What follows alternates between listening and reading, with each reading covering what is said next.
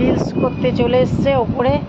তো আকাশটা ব্যাপক সুন্দর আজকে, আমার জামার কালারের সাথে মিশে গেছে। দেখো দেখো দেখো কি সুন্দর লাগছে, আমার কিন্তু ভীষণ লাগছে ভালো। মানে তোমাদের কতটা ভালো লাগছে, আমার কালারটা আমার খুব পছন্দ লাগে, তাই আকাশটাও দেখো কি সুন্দর কালারটা।